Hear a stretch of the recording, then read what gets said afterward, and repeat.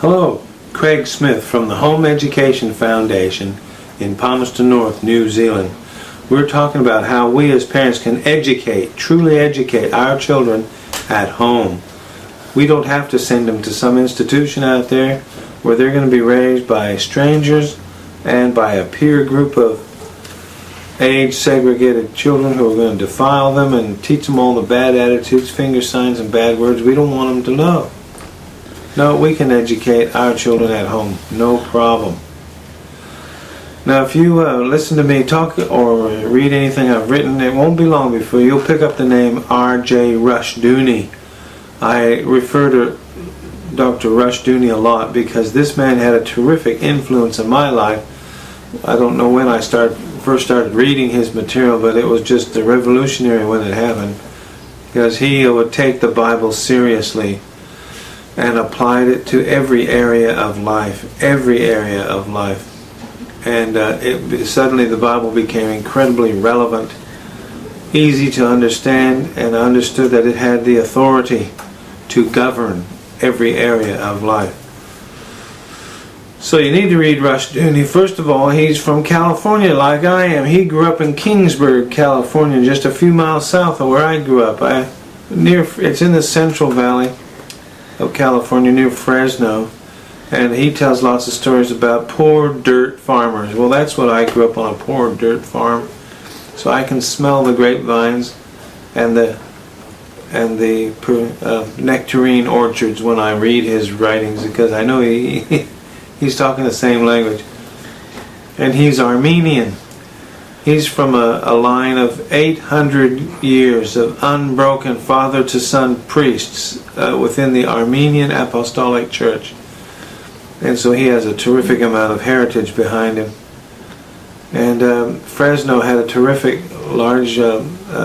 large Armenian population, and these folks were always a backbone of the community.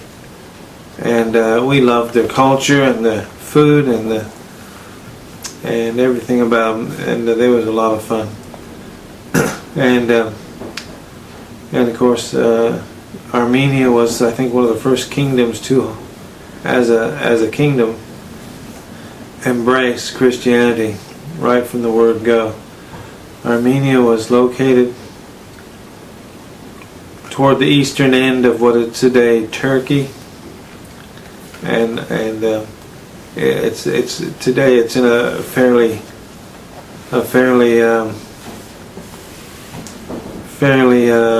what's the word, strict Muslim sort of an area. I traveled through there a few years back, and when I did, I met all these American fellows, young American fellows, at the bars, and they went to the bars to meet other young American fellows who were traveling through, like we did back in those days, back in the 90s. Anyway, all these American fellows were draft dodgers, I worked out, from Vietnam, but they'd all come to eastern Turkey. They got jobs immediately teaching English in the local high schools, and they all had the same story, that the local Muslims were not terribly interested in learning as such. They were interested in getting the good grades and getting out of there, getting the marks, getting the qualifications, and then moving on to a better job. He said, but the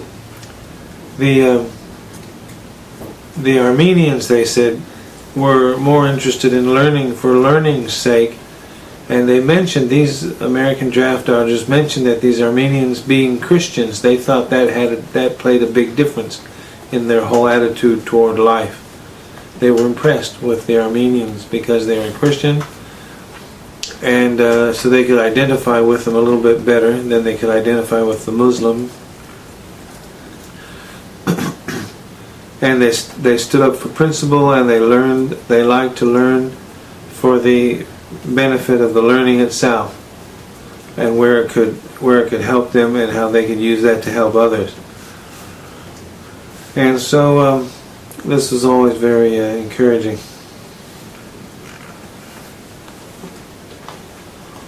So, Bruce's John Rushdoony, I mention him a lot.